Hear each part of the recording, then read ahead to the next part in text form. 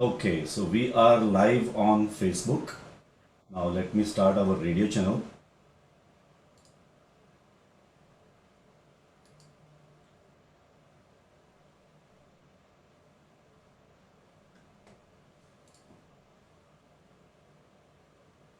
It's 11:58, so let's give a couple of minutes before we start, okay?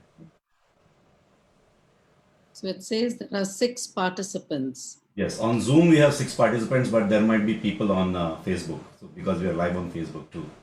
So that number we would not know until you go and watch Facebook. Sure, sure.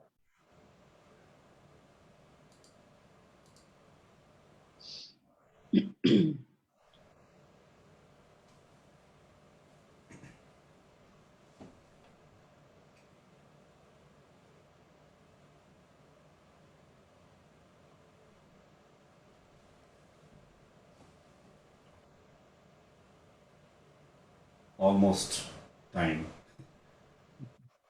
Just want to make sure we start on time.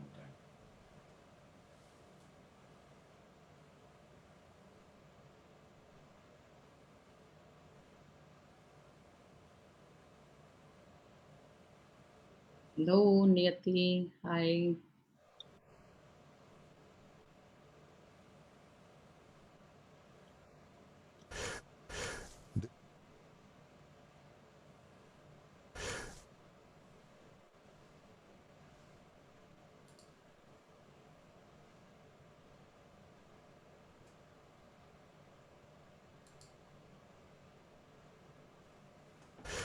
This is Bharat FM. बजेगा Bharat झूमेगा Bharat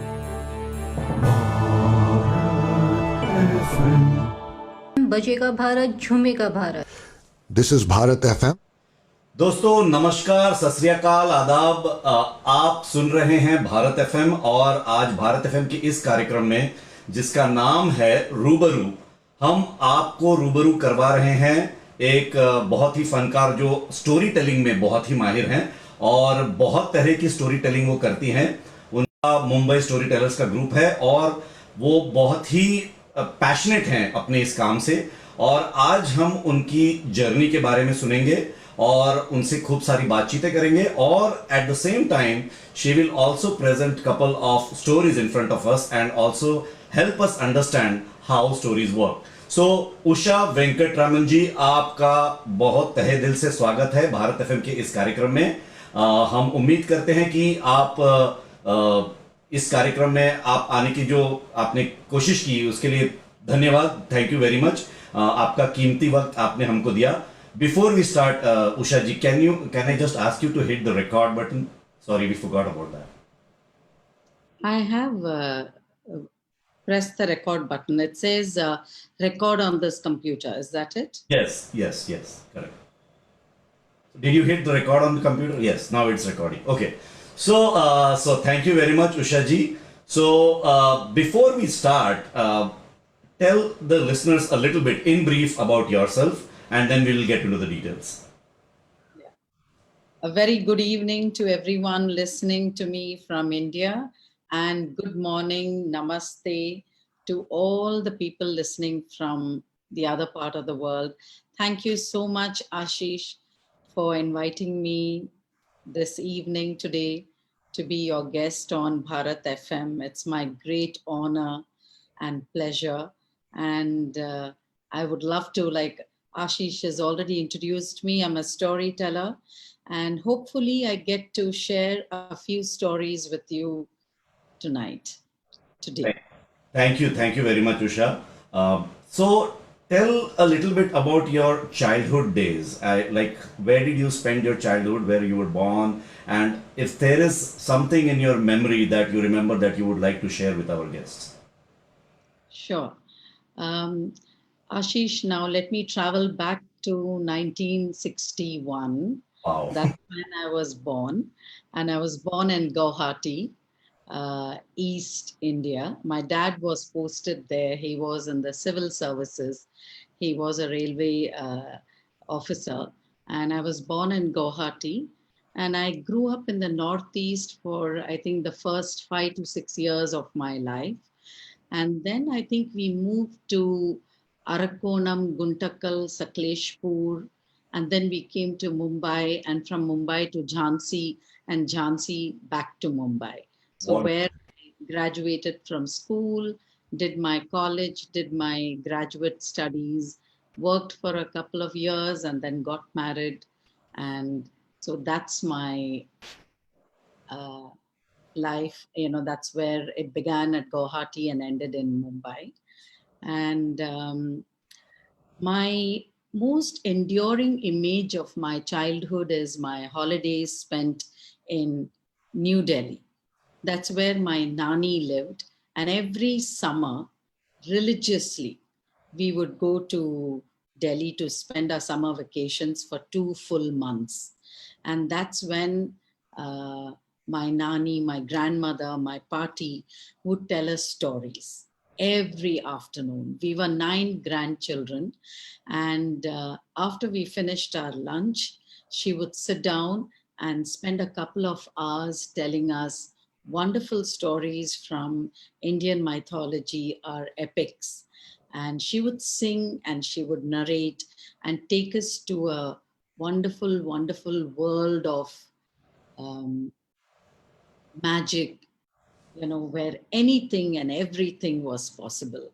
We would meet heroes, we would meet heroines, we would meet kings, we would meet demons, we would see, all kinds of people.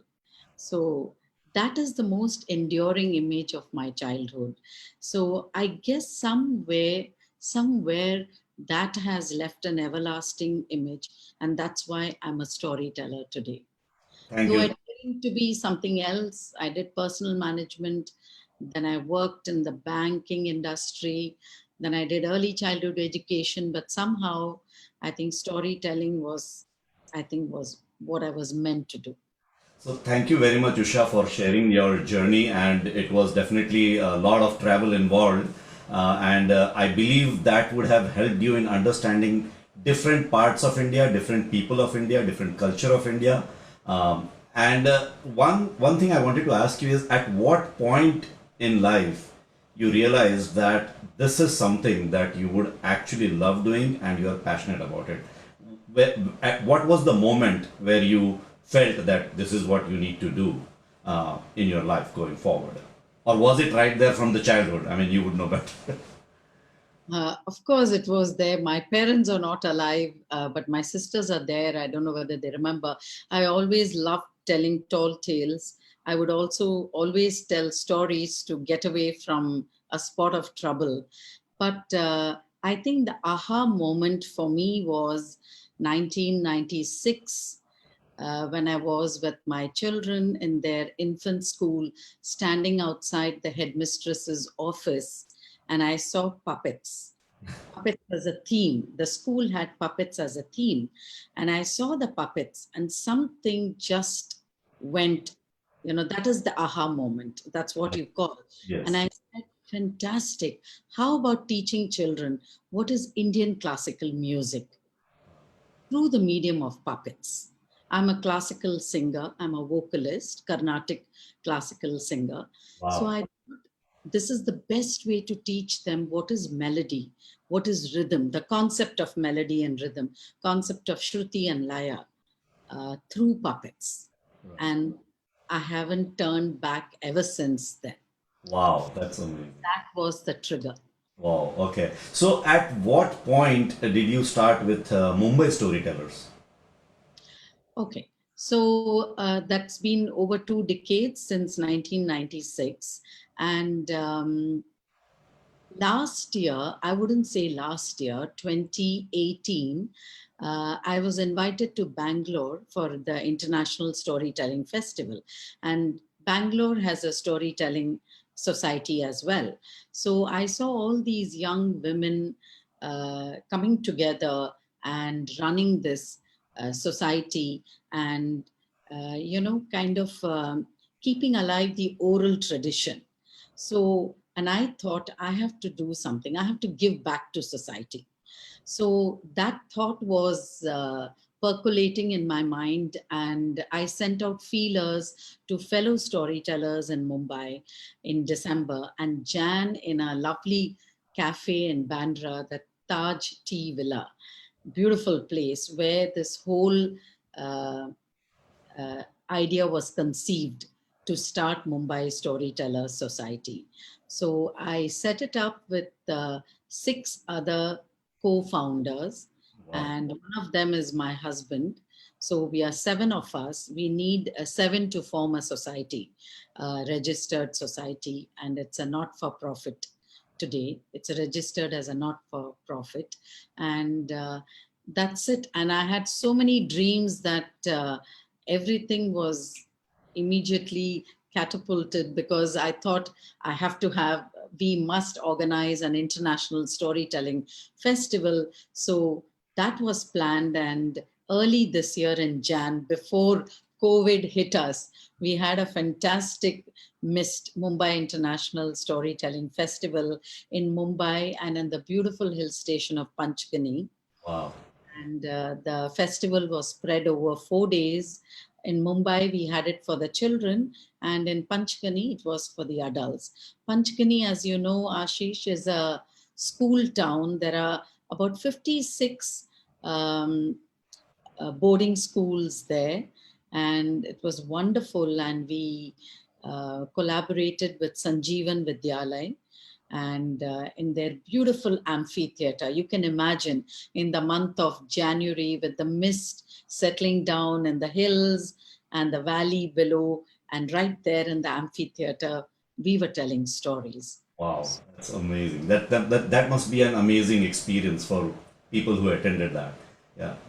A dream come true. It Yes. was it was beautiful. Okay. And Yeah. so So, there it was, right, right. So before we move forward, I just wanted to let our listeners or the viewers on Zoom know that by default you are muted, so that you have a good experience about the conversation that we are having with Usha. And if you have any question or if you want to talk about something, please use the chat option on the Zoom. And that way, what we can do is, once we get to the point where we can open the floor for you to ask question or say something, I will make sure that I unmute you, and at that point you will get to talk. So just wanted to let everybody know about that. All right. So Usha, what is storytelling? Like, what is needed to be a good storyteller? I think all you need is a passion and love for telling stories. Uh, in the past couple of months, I've been often repeating this definition of storytelling, which I really love. Storytelling is when somebody opens their mouth and they speak words. Words fly through the air and land in the heart of the listener. And the listener is waiting with suspense, wondering what happens next. Right. Right. That is a story. But The Columbia School of Journalism, Columbia Business School, also defines it, which I love, is uniting an idea with a strong emotion makes for a compulsive telling. And that is a story. that is true. But the reason I said that it is an art, because I think there are a lot of things like the pauses you take, the tone that you use, the expression that you have, the emotion that you have. Those things, do you think like those things are extremely important when you are saying a story? Because otherwise, I feel that the impact of a storytelling, it would not create the same impact that otherwise it would do. Would you agree to that? Absolutely, Ashish. You need your inflection, you need pacing, you need to change your pitch, you need that pause, you need clarity, and that comes with practice. That is true. Yeah. I never spoke like this. Some of my friends are here, and they would know that, when I started in 1996, maybe I didn't sound like this. But then today, it's like, how they say, you mature, kind of just like a wine. What is that word used? Sometimes words fail me. How it matures over the years, and then you are able to have a fine bottle of wine. So similarly, I think practice practicing telling stories, attending festivals, observing other master storytellers. Not only storytellers, Bollywood has played a great role in my life. I'm a complete filmaholic. I love watching Bollywood films, Hollywood films, or whatever. Bollywood films, the kind of dialogues and characters. So I have taken inspiration from the characters in the films. Wow. And some of those characters are the characters in my story. Okay. So I'm very proud to say that. Very, Yeah. very nice. I am totally equally a Bollywood fan the way you are. Like वो कहते हैं ना हिंदी में कि मेरे रग रग में Bollywood बसा हुआ है. So that's exactly what I am too. So now moving forward, now that you have mentioned what all is needed for a storytelling, how about having your first story in front of our viewers, and let's enjoy that storytelling from you. Would you want to do that? Yeah, I would like to, but is there any preference that you would like to hear? Would you? I would totally leave the floor for you. Whatever you think is apt for the moment, I would let you. I will give you complete freedom on the first story that you want to share. Okay, before I start my first story for the evening, I just want to start a little tiny prelude to that story. Sure. Once there was a very wise, learned man who had many disciples. And this learned man would teach through stories. He would always tell stories and teach his disciples. One day, his young disciple felt kind of emboldened and asked his master, Master, why do you teach us through stories? Don't you think it would be faster to tell us the facts directly? Why do you need a story? So the master smiled at his student and said, Will you get me some tea? Will you make some tea for me? So the disciple student went lovingly inside the kitchen, brewed a nice cup of herbal tea, poured it in a cup, and presented it to his master. The master thanked him and took the tea and drank it. And then he turned to his student and said, I just asked for tea. Why did you bring me the cup? So I guess you understood what the premise of why do we need to tell stories. Sometimes the truth, the bare truth, the naked truth, you can't digest it. You need to clothe it in story. Yes. So there is also a story, a Jewish story about truth and story. But I won't go into that. This story itself tells you that you need to clothe it in story, whatever facts and truths that you want to convey to your audience. Right. So my first story for the evening is I've been working during these lockdown series on a couple of stories, and this is a wonderful story which I came across in the book Doorways to the Soul. It's written by Eliza Piermain. She lives in Boston, actually, and I've met her, and I've also performed in Boston. She kindly invited me, and this is a story about King Solomon. King Solomon ruled thousands of years ago. He ruled the kingdom of Israel. It wasn't known as Israel in those days, but King Solomon was very rich. His coffer was filled with gold and silver and the rarest of jewels. But King Solomon was not a happy king. He was distressed. He always worried that happiness will not last. When the going was good, he knew that it wouldn't last and something else will happen. So one day he dreamt of a magic mantra. This magic mantra was engraved in a ring. So he dreamt of this and he wanted to have that magic ring. So next day he called all the experts, all the women and men in his kingdom, and asked them to go in search of this ring which would have this magic mantra. So his advisors did as they were told. They combed the streets of Jerusalem. They went to every goldsmith, every jeweler, and they searched for this and asked them whether they had this ring, magic ring. But everywhere they turned a blank. So they also traveled far and wide from Israel. They went as far as Egypt, went to Damascus, went to Greece, went to Turkey, went to Cyprus, and the king had given them 6 months. At the end of 6 months was the festival of Sukkot. So he said, if you can find this magic ring and bring it to me before this festival, then I would be very happy. So it was just the eve of Sukkot. The festival of Sukkot was the next day. And none of the advisors, the experts, could find this ring.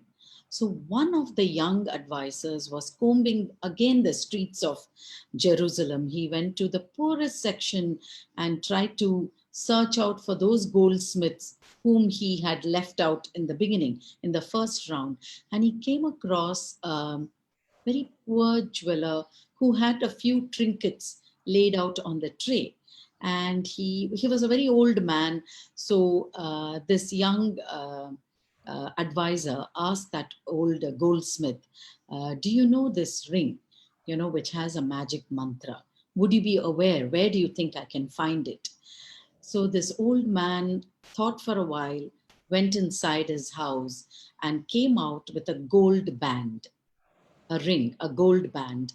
And then he took a tool, one of his tools, and started engraving something on the underside of the ring. And he finished writing on the underside and showed it to the advisor. The advisor read it. It was in Hebrew. And he was absolutely ecstatic. And he said, this is exactly what King Solomon has been looking for. Thank you so much. And he rushed to the palace the next day. The feast of Sukkot was there. Everybody sat down at the royal table. And the king asked one last time whether they had any luck finding this ring with the magic mantra. And this advisor, the young advisor, stood up and said, yes, Your Majesty, I have exactly what you've been looking for.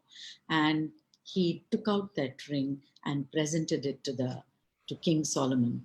King Solomon took the ring and he read what was inscribed underneath that ring. And when he translated it from Hebrew, it read like this: this too shall pass. And when King Solomon read that, he was so happy. He knew that his joys and his sorrows were impermanent. They were very transient. The joys would turn to sorrows and sorrows would turn to joys, just like the passing of seasons and the passing of every year.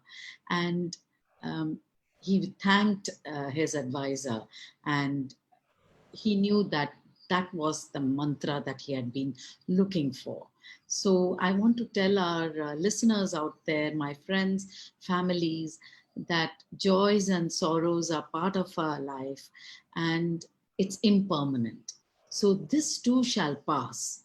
If you really need reiteration every day, I would suggest that, like Elissa Pierman in her book, the story is from her book and she does an exercise. So she says, if you have a ring, you can take a small piece of paper and write, this too shall pass. So TTSP, and, put it inside your ring, or if you can think of some other way. And whenever you find the situation is difficult, or it's getting too tough for you, or you feel that that's it, I just want to give up. I too go through it. It's been 3.5 months, lockdown. If it were not for stories, I don't think I would have survived. So then look at it and say, this too shall pass. Those 4 words means a lot if you actually practice it on a regular basis. So thank you very much for that story, Usha. An applause for that. So moving on, how do you choose different stories? Where do you get these ideas from? How, like it's really an art to be able to have different stories on different situations and different circumstances. How do you do that? Um, well, I would say I can see a very good friend of mine, my cousin there, who is also a teacher from Seattle. Hi, Lakshmi. Wonderful to have you. And she would agree with me that I'm also a trained teacher. So I did my early childhood education. It was a 1 year course under Mumbai University. And child development, storytelling is all one segment of the course. So, as a trained teacher, um, I know that how best one can teach children.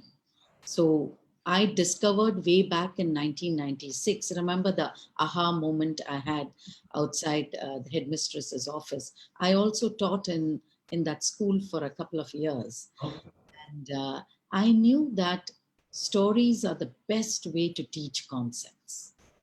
In a very engaging, enduring, and it's a non-didactic tool. It's non-invasive, and it's fun, and you will never forget this story. So the concept that you want to teach through that story will be engraved in your mind. You will never forget it. And um, with that thing in mind, I quit my job as a teacher and I decided to be a full-time storyteller and teach concepts, teach children through stories. So now coming to the second part of your question, how does one select stories? Right? Um, Now, that is where you need a little training. So, if you're going to teach, uh, let's say, early reading to young kids, how would you? So, where you need repetition, repetitive words, it has to be a very simple story. So, that's where stories like cumulative tales, call and response stories, um, chain stories, uh, rap stories. These are stories that work very well with young children. So call and response, finger stories. Okay, so where the child can participate and they love listening to the same repetitive words. So these stories have to have those repetitive words. They're simple. It could be musical stories. Children love musical stories. So once you know what that age group would like, then your stories are customized to target that audience. You see, and that is where the training to be a storyteller comes into effect. You need to do research. You need to know what kind of stories to tell children. Correct. And So, is it true that storytelling can also be used as a therapy? absolutely, stories are therapeutic. So, in your personal experience, do you have something that you can share with our audience where you have actually provided therapy using your story and how it has affected people who are actually going through that therapy?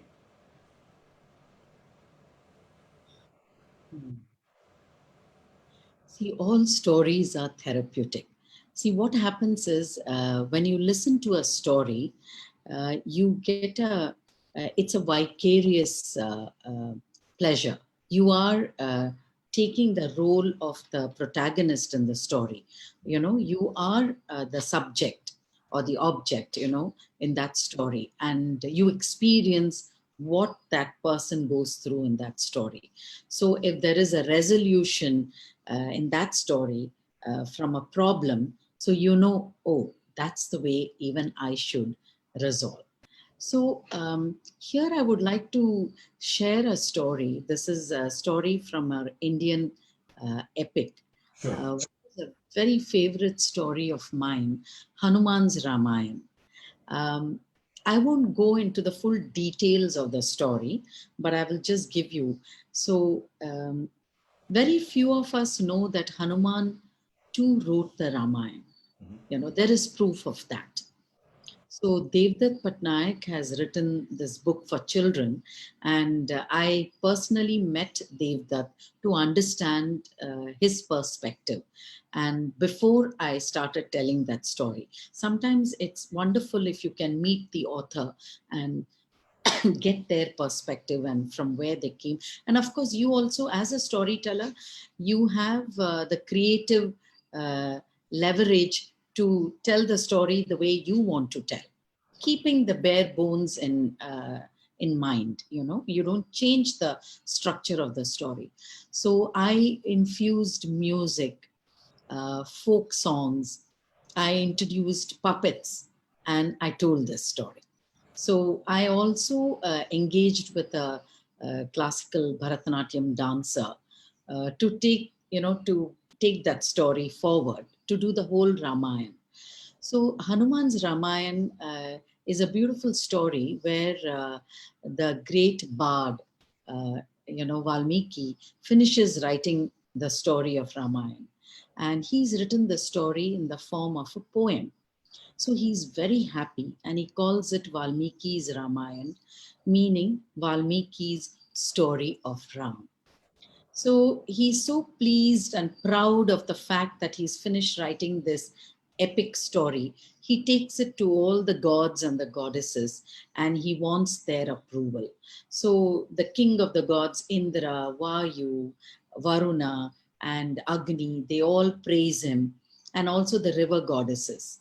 Then finally, Valmiki knows that he should go to the ultimate critic, Narad, and Narad is, of course, in prayers in the abode of Vishnu in Vaikunt. And Valmiki presents his story to Narad. Narad, as we all know, loves to cause trouble, but he also gives solution. So he reads the poem and he says, I think I've read a better story. And Valmiki is completely dumbfounded and he says, what? You mean somebody else has written this story? How can that be? I thought I had written one of its kind. No, I never thought anybody else would have written it. And he asks Narad, please tell me who has written this better Ramayana, as you say that you read a story. So Narad plays a game with him, a cat and mouse game, and says, why do you want to know? Valmiki says, stop it. Having let the cat out of the bag, don't ask me now to be silent. Tell me who it is.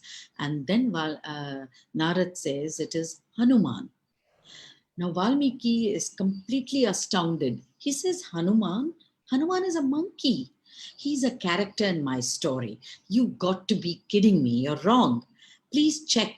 Is it Hanuman? I know Hanuman can lift mountains. He can leap across the sea. He can fight wars. He can kill demons. He can save Sita Maya from captivity. But Hanuman is not an author.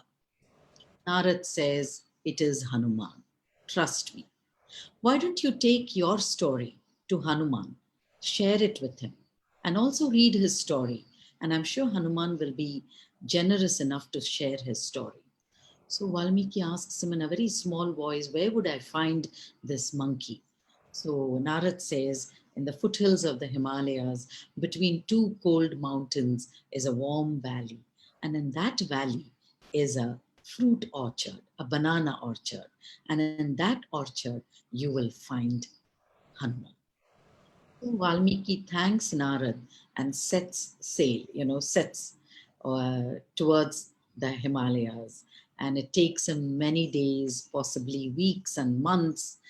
And he reaches finally the foothills of the Himalayas. And just like Narad said, between two cold mountains is a warm valley.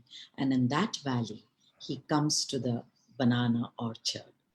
And everywhere that Valmiki looks around, he sees purple flowers, green leaves, and yellow fruits. And he says, this is a paradise. a paradise for a monkey. And then he's so tired, he wants to sit down and rest. He picks up a few bananas and he's about to peel them and eat the bananas when he sees a few leaves, banana leaves, fluttering in the wind. And there is something different about those banana leaves. There appears to be scratch marks on the smooth green surface. So intrigued, Valmiki picks up those leaves. There are 7 banana leaves. He picks them up, sits down, and starts, when he brings those banana leaves closer, he realizes that they're not scratch marks. They're actually letters, words, sentences, a story. And he realizes that this is the story of Ram. It's Ramayana. So he's like a thirsty man. He glances through every line, phrase, punctuation, you know. He just doesn't leave a single word. And when he comes to the end of the story, there are tears coursing down his cheeks, you know, because he's never read a story so beautifully written. So the birds, the animals in the forest come to him and say, "Sir, is there something wrong? Can we help you?" And Hanuman says, "No, nothing at all, I'm fine." And he still continues crying. And it is dusk, it's evening time when Valmiki feels a presence behind him. So he turns and looks over his shoulder and he sees an old monkey. And the monkey says, "I'm Hanuman, the servant of Ram." So this is the thing, you know, this is how the old monkey looks. And he says, "I'm the servant of Ram. And why do you cry, sir? What's wrong?" And Valmiki says, "You're Hanuman? I am Valmiki. I'm so glad to meet you. You see, I've been reading your story and your story has moved me to tears." So Hanuman says, "I'm so sorry. Is it so bad that my story has made you cry?" He says, "No, no, no, no, no. On the contrary, your story is so beautifully written. These are tears of joy. But I want to tell you that I too have written the story of the young prince of Ayodhya, and I am Valmiki. But your story is way better than mine. And I'm crying because now no one will ever read my story. You know, my intention was to take my story all around the world." So when Hanuman hears this, he pauses for some time. Then he stretches his arms and strokes Valmiki's cheeks, wipes his tears, just like a mother would to a child. And very quietly, he gathers the 7 banana leaves on which his story is etched, and he tears them into tiny 10,000 little pieces, bunches them into a ball, and swallows it whole. Valmiki is watching this and he's shocked and he says, "Hanuman, what have you done? You've completely destroyed your story. Why did you do that?" And Hanuman smiles and says, "Valmiki, you need your story more than I need mine.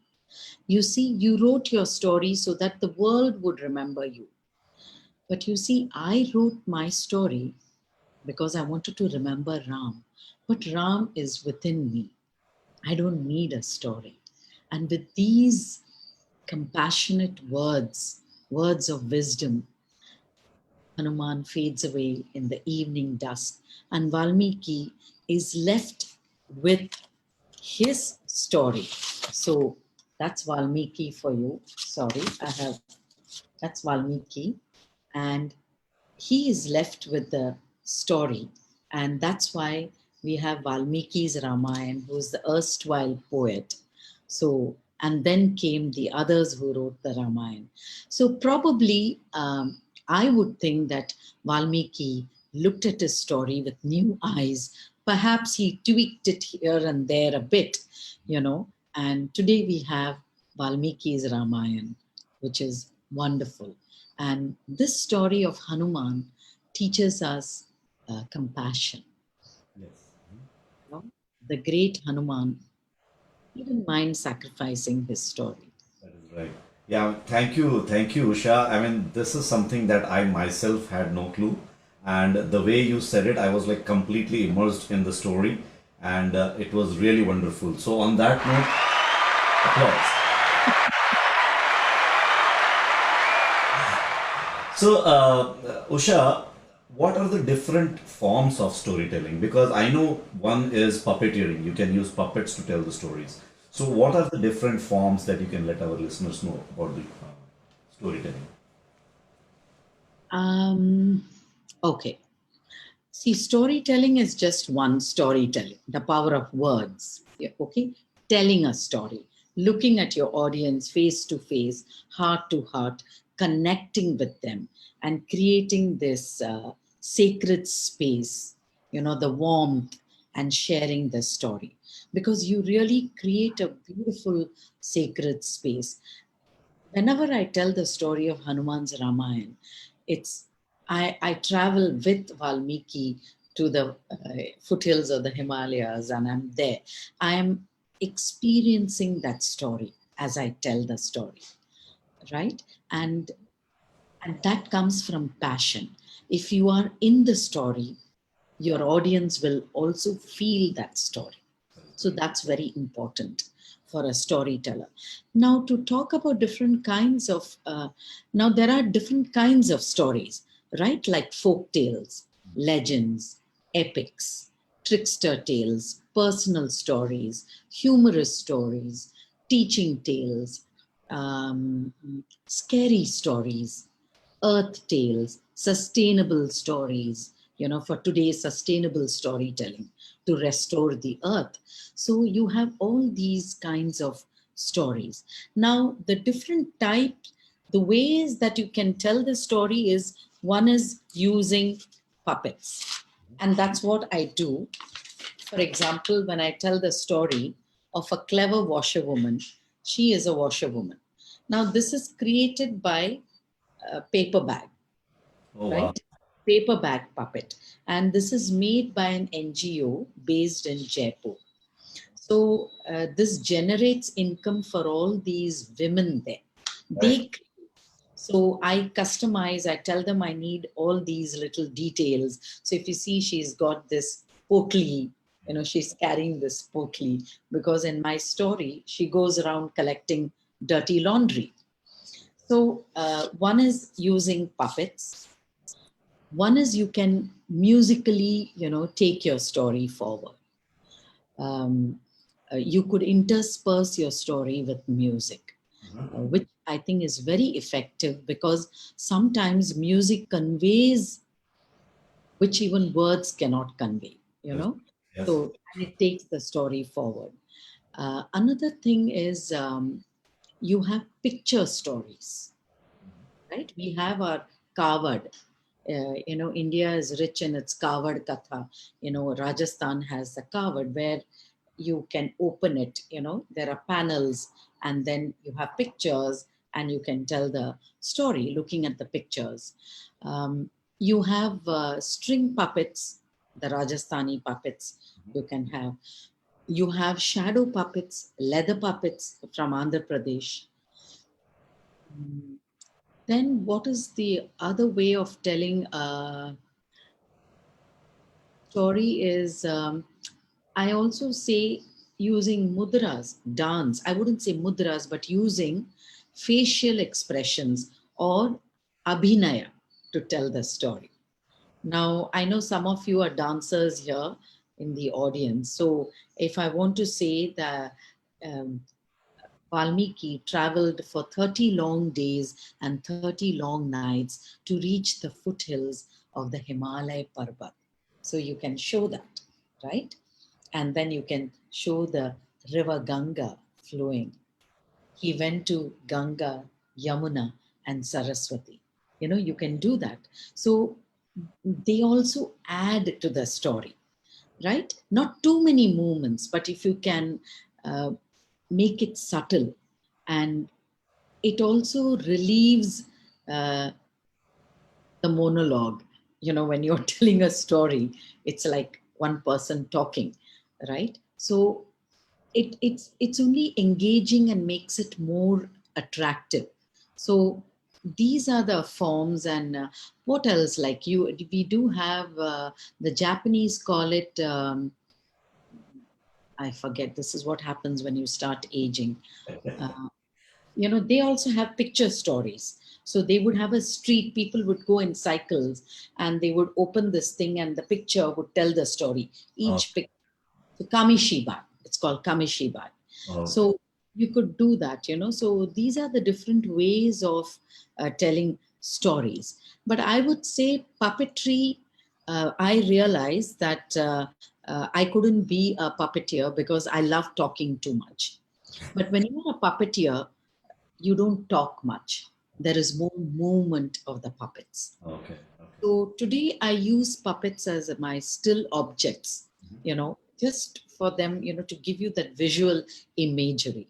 But otherwise, to be honest, at storytellers, words should create that visual imagery and take you into the land of imagination. Yeah, thank you. Thank you, Usha, for that description and helping us understand better. Now, you mentioned that music is one way by which you can tell a story. And at the same time, you also said that you are a Carnatic classical singer. Can we hear a story which involves music? Um, Yeah. Let me just add that music element to Hanuman's Ramayana itself. Go ahead, please. Now, before when I start the story, I do the Adi, the Mula mantra or the Shloka Valmiki's thing. So I would have my Shruti box, which I don't have here, but I will sing the Shloka for you, and I start my story like that. पूजन्ति Ram रामेति मधुरं मधुराक्षरम् आरुह्य कविताशाखां वन्दे वाल्मीकि कोकिलम् वन्दे Valmiki कोकिलम्. Valmiki. That was awesome. Then, so the story. So in the same story, when Valmiki goes to Vaikunth to meet Narad, Narad is sitting in prayers and chanting, the Lord's name. So there again, a song I would just say, Om Namo Narayanaya, Om Namo Narayanaya, Om Namo. So I do that, and to take the story forward. But to be on a lighter vein, when I do an African story about the drum beats, so I would start that story because for me, every story has to start with a song. Because I'm musically inclined and Right. my story has to have. So it doesn't matter, it's not an Indian story, but the music has to be very much Indian. So I actually thought of using this song from Namkeen, which I thought was very apt. They are pounding. Okay, so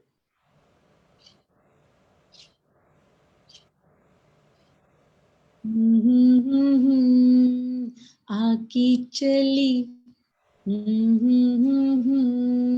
झांकी चली आ आ आ आ आ आ आ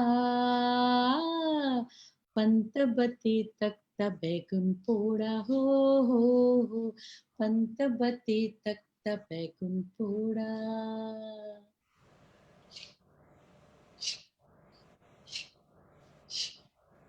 And then the story starts.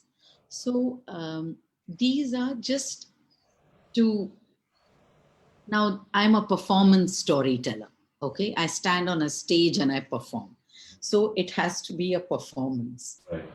right? Right. And people come to see, of course, the story, but also, like when I do the story of Bhasmasur, which I did for my festival, MIST, Mumbai International Storytelling Festival. So here is Bhasmasur or Brahmasur, the demon, who asks for a boon, and he prays for many, many thousands of years. And then Lord Shiva grants him the boon. And he says, I want to be immortal. And he says, no, not at all, not possible. Ask for something else. Then he's quite crafty and clever and cunning. So he says, whoever I touch should be reduced to ash. Now, Lord Shiva, for all his 3 eyes, is pretty blinded. He doesn't have the vision, and he says, so be it. And he regrets it immediately because Bhasmasur said, well, can I try it on you? And then he follows Shiva, and then, Mohini comes, and how she entices Bhasmasur and she starts dancing. Now, I could have just said she dances. And she says, I promised that I would marry a man who would know music and dance. So Bhasmasur says, I don't know. Mohini says, doesn't matter, I can teach you. Would you like to learn? Of course, I'm a willing student. And then she starts teaching him. So here I can also sing, right? So I sing there. I sing sa ni da pa pa ma ga ma pa sa ri ma ga ri sa, right? And he tries to sing, of course, in his bass voice. He sings, but she says not bad. But I use the same musical notes, melody also to dance.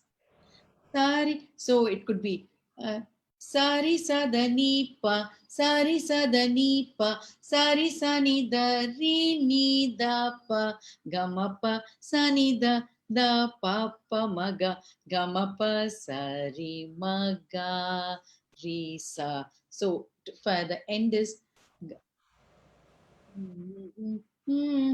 da pa pa ma ga ma pa sa ri ma ga ri sa.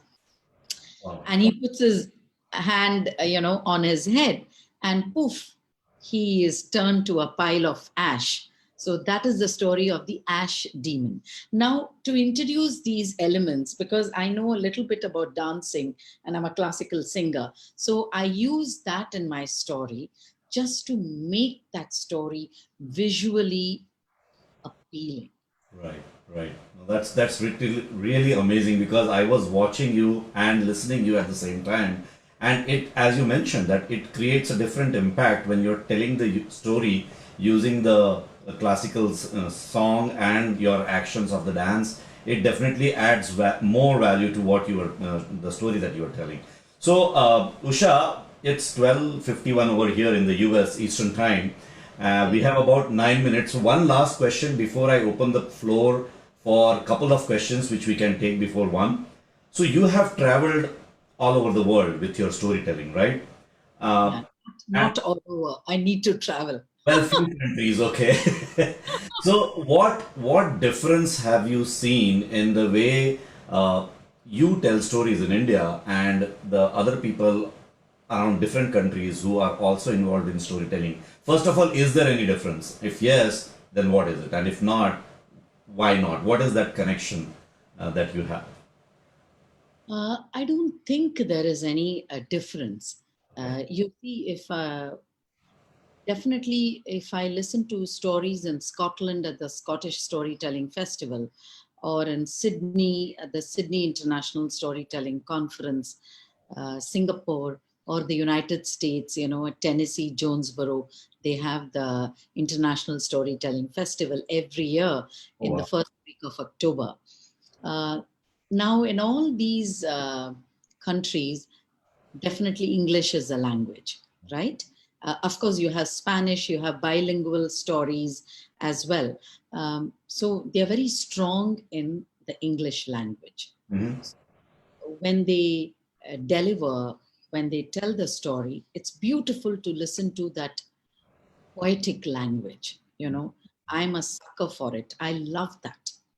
Right? Call it, I blame the colonial construct, the British, the kind of education that I had, it was always instilled that you speak excellent English. Right. Right? Now my children correct me, Mom, that's not the way to pronounce the word. You've got to say it like this. Right. But I wouldn't say India is in any way different. Storytelling has always been there in our tradition and culture. We had the traditional storytellers who sing, who narrate, who may use puppets, who may use some other form and tell stories. It's still present there. I call myself a contemporary Kada Kalak Shapam artist. I'm one of the contemporary traditional tellers who uses the narrative, who uses the folk art form of puppetry, using classical music and telling the story. So our USP is our language, right? If you've heard Hindi storytellers tell stories in Hindi, it is amazing. It's beautiful. The kind of language, Urdu. I've come across storytellers at the Udaipur Tales Festival I went to in February. They call them, I forget again the name. It's not Dastan Goi. They do Urdu storytelling. Now they have the story. They have, who is that famous author they take the stories from? They do it verbatim, the story, but in chaste, pure Urdu. Wow. Okay. Right? And but they act it out, and it's like fantastic. They were amazing, and to hear that kind of language is beautiful. I don't know to speak. I also do stories in Tamil. I do bilingual, but I enjoy that's a freedom. Right. I experience when I talk in my own mother tongue. Right. I'm not able to talk fluently. I know, but I can't. I speak the Bombay Tamil, Tambrams Tamil. Right. The Chennai Tamil. But still, it gives you a freedom when you tell the story in your own mother tongue. Yeah. So I've started enjoying that, and I would call it Tinglish, Tamil English, because I can't fully tell that story in Tamil, but I can do the story in Tamil also. Wow. And it's wonderful to tell that. So I don't think Indians are in any way, I think we are at par with the world. Wow. See, it's again the language. So if you're going to be telling your story in English, my advice would be master it. Of course. Be fluent in that tongue.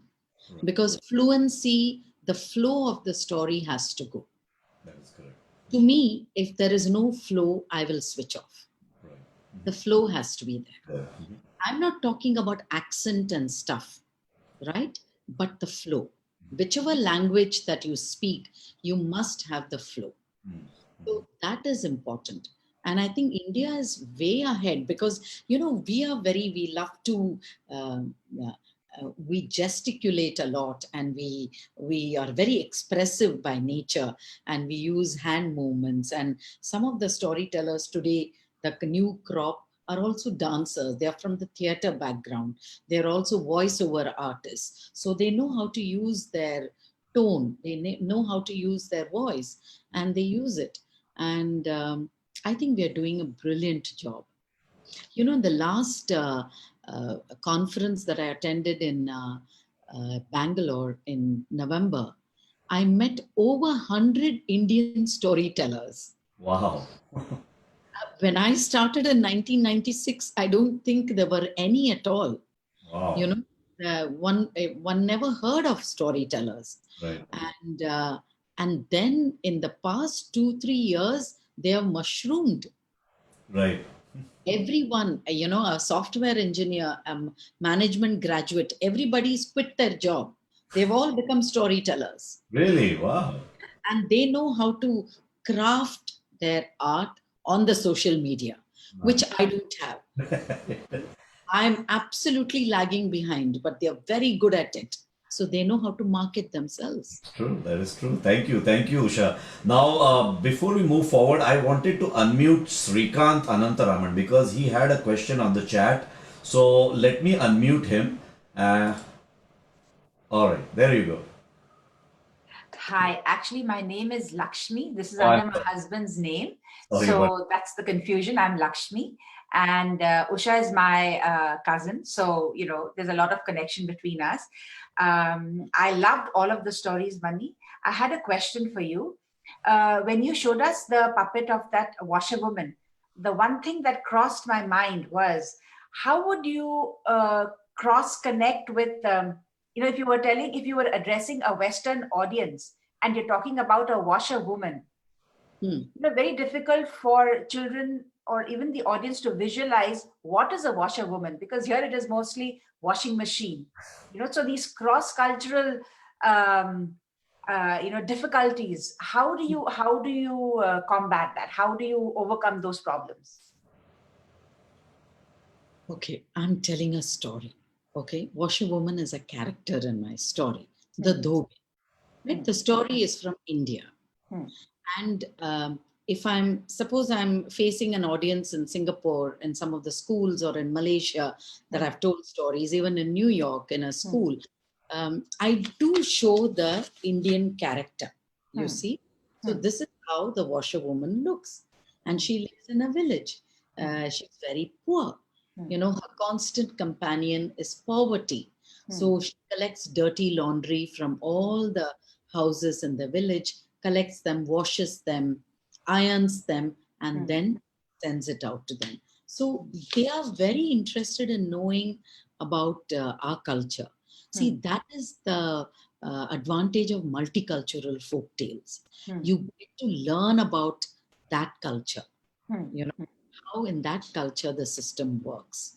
We still have dhobins and washerwomans even in the metropolis of Mumbai. Yeah. Right? So, which means we need to give a background, like perhaps, I don't know, like before you narrate the story, do you kind of like you give a prequel to the story, as in you tell them a little bit background, like, you know, the stories from India, and therefore, you know, there are these things that are happening in India. Do you normally do that, or when it arises, when you're narrating the story, that time you give the explanation?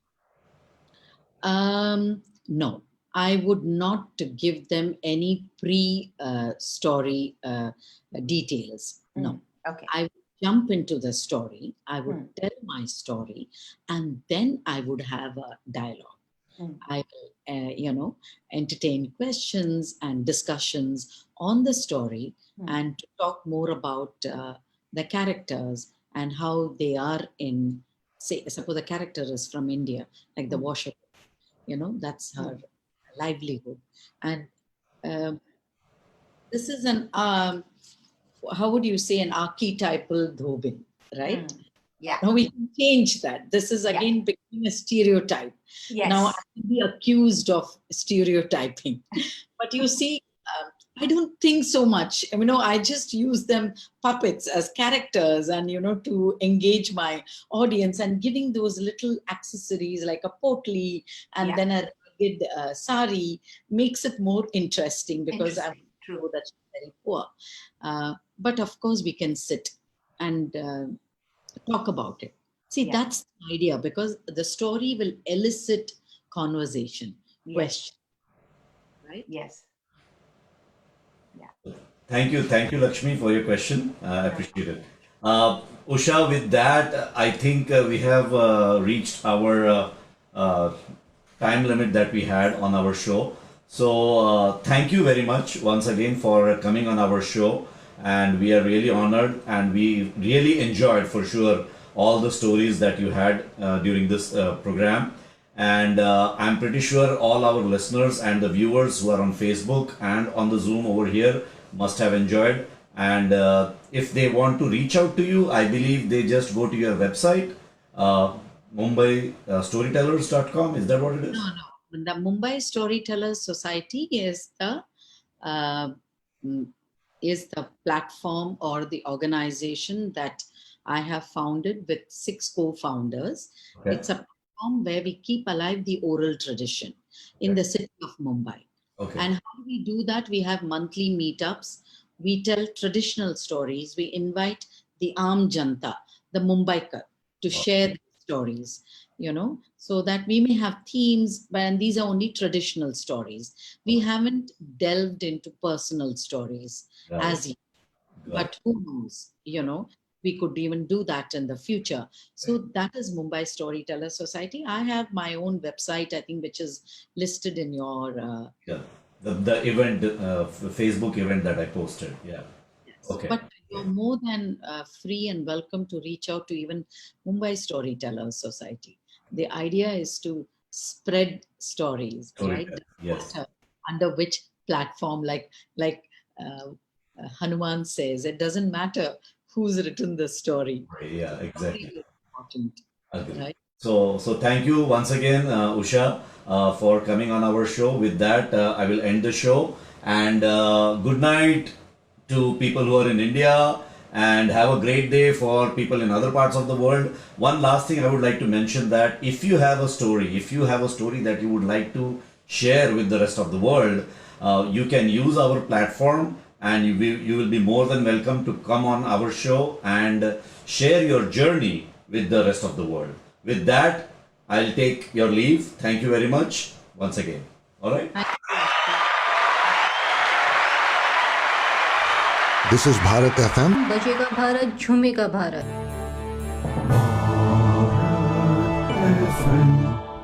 बजेगा Bharat झूमेगा Bharat This is Bharat FM.